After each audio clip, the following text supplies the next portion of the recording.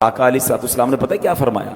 من زار قبری وجبت لہو شفاعتی، جس نے میرے روضے کی زیارت کی اس پر میری شفاعت واجب ہو گئی۔ اب یہاں تین باتیں سمجھنی ہیں۔ انعام کتنا بڑا ہے؟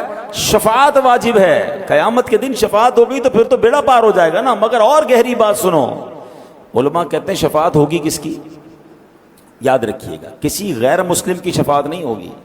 جو ایمان لے کر دنیا سے جائے گا، ایمان والا مرے گا، اس کی شفاعت ہوگی۔ ہم میں سے کس کو پتا ہے ہم ایمان والے مریں گے کہ نہیں؟ ہم تو دعا کرتے ہیں نا، دعا ہی کرنی چاہیے اللہ ایمان سلامت رکھیو۔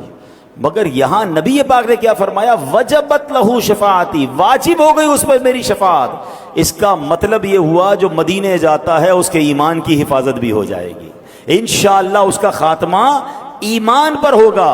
ایک اور عشق والی بات سنو، روایتوں میں آتا ہے جب قیامت کا دن آئے گا نا، سب سے پہلے شفاعت کبریٰ تو نبی پاک کو عطا کی جائے گی۔ سب سے پہلے شفاعت نبی پاک فرمائیں گے، جنت کا دروازہ کھلوائیں گے، اللہ کی بارگاہ میں سجدہ کریں گے، آپ کو شفاعت کی اجازت ملے گی۔ مگر اس کے بعد انبیاء بھی شفاعت کریں گے، اولیاء بھی شفاعت کریں گے، حافظ قرآن شفاعت کریں گے، حاجی اپنے گھر والوں کی شفاعت کرے گا۔ یہ تفصیل ہے کہ کس کس کو قیامت کے دن شفاعت کا موقع ملے گا۔ مگر سنو، جو مدینے گیا ہے، نبی پاک نے یہ نہیں فرمایا اس کی شفاعت واجب ہو گئی، فرمایا اس پر میری شفاعت واجب ہو گئی۔ وجبت لہو شفاعتی، میری شفاعت واجب ہو گئی۔ تو اے مدینے کے زائر، تجھے مبارک ہو، قیامت کے دن صرف شفاعت نہیں ہوگی بلکہ شفاعت خود رسول پاک علیہ السلام فرمائیں گے۔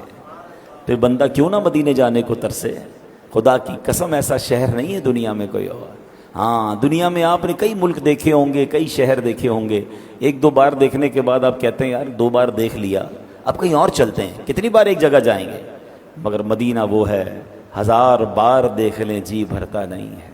تو جو نہیں جا پا رہے نا، ان کا کام کم از کم یہ تو ہونا چاہیے کہ میری دعاؤں میں مدینہ ہو، میرے تصور میں مدینہ ہو، میری التجاؤں میں مدینہ ہو، میرے آنسوؤں میں مدینہ ہو۔